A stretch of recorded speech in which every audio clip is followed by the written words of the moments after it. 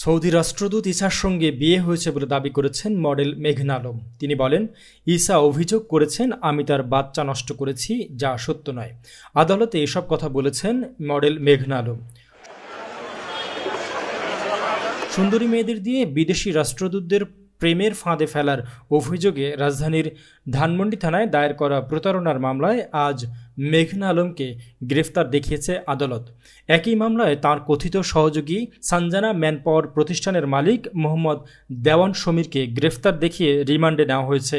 শুনানিতে প্রসিকিউটর বলেন, এই আসামিরা অভিনব কৌশল অবলম্বন করে বিদেশি রাষ্ট্রদূত সহ অ্যাম্বাসিগুলোতে কর্মরত বিদেশি নাগরিকদের হানি ট্র্যাপে ফেলে বিপুল অর্থ ভাগিয়ে নেওয়ার জন্য চক্র দাঁড় করিয়েছেন।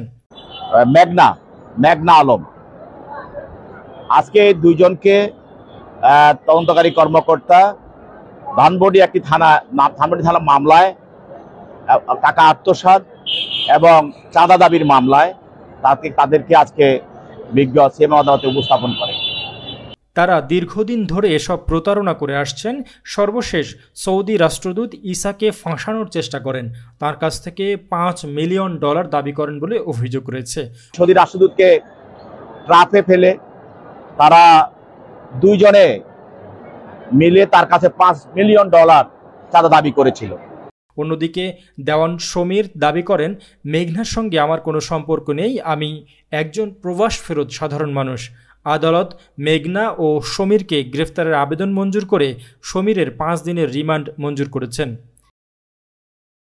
বেলাল হোসেন রবি, HR নিউজ।